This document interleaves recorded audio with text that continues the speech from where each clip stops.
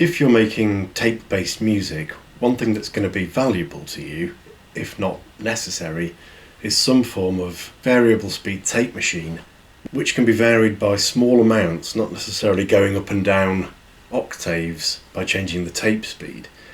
Now, it's actually very hard to find domestic or cheap machines capable of doing this to a large extent, or to the extent that you're going to need to make proper melodies using sampled things on tape.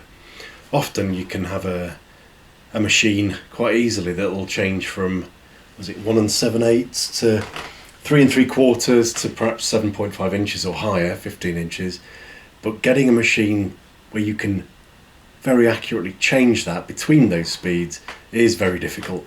Professional machines exist with that capability. Lever's Rich is a good example, used by the BBC Radiophonic Workshop. Some of the larger commercial machines are capable of it. They need to have very fine control over the speed, but of course the tape manufacturers really wanted to give you an accurate speed.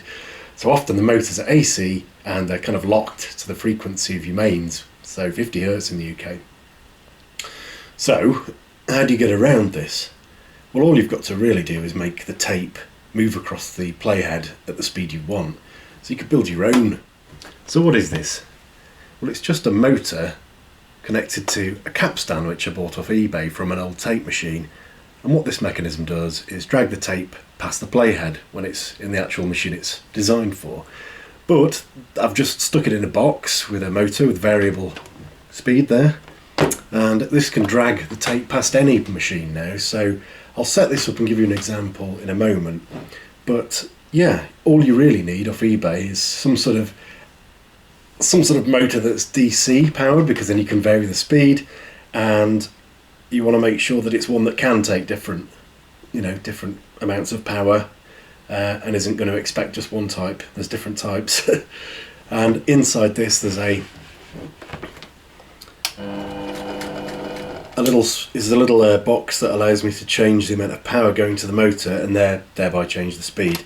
And it's cobbled together in a horrible way. This bit's not necessary really. You could just have the motor mounted on something and just wrap the tape around the end of the motor basically. You might need to put something on there like a few washers just to make it a bit stickier, because otherwise it probably won't pull the tape. But yeah, some assembly like this using a DC motor and you'll be good to go. I'll open this up so you can see inside. It's a horrible design. I just cobbled it together right at the start of last year when I really needed something. But yeah, it wasn't difficult to make. It cost about 50-60 quid to make in total, including the nice box. But like I say, you can mount this in any kind of box. Probably best to keep it sealed so you're not sticking your fingers, especially with this one because it's AC current powered. It works surprisingly well. I've taken the back off this so you can see how simple this was to put together. Basically, just a big DC motor there. I think this is a washing machine motor or similar, so a bit overpowerful. A little circuit board here I got off eBay that turns AC power into DC power, and you can vary the power going to the motor using the switch. Now inside, this motor makes contact with the flywheel from the other side of the capstan and drives it along. Now that just means it runs a bit smoother in terms of speed, because there's a kind of a weight dragging it along, which stops any very small fluctuations in speed from happening as easily. But yeah, there it is. And here it is from the front. As you can see, I've called it Smack My Pitch Up because I like the Prodigy and I do love a pun. Got a nice elastic band there holding this this rubber wheel against the capstan to make sure the tape has enough grip on it to drag it along. But yeah, that's the mechanism. This bit, like I say, you don't necessarily need to do. It's just it was easy to get the bits. You could just as easily put some rubber on the end of the motor so that it's got a bit of drag and mount that on some sort of frame. So how does this all come together? Well, I've got one of my tape machines, and it can be any tape machine, remember, stuck on the table, and next to it I've got this machine, and I've laced the tape through the machine, through my little box and back round in a loop so that I can record at any speed I choose and then play back at any speed I choose.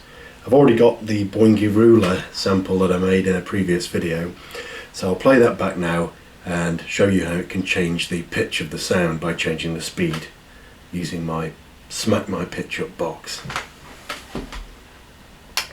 I should point out it's really noisy, but it doesn't really matter because once you send this out onto another tape or whatever you're using to record things, you're not going to hear that anyway. You'll only hear the output of the tape machine.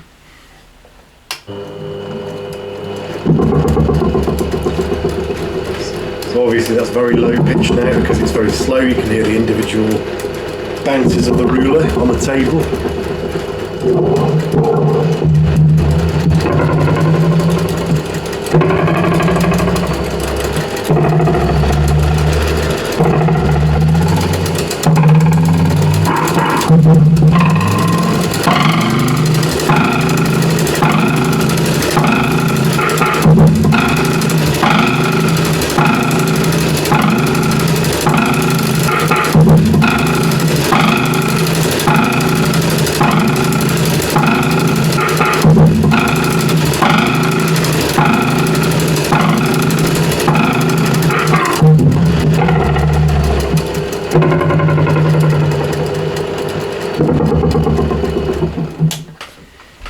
There you go, easy, DIY, truly variable speed tape. Very useful to have a variable speed tape machine like this, even if it's a bit rustic, shall we say.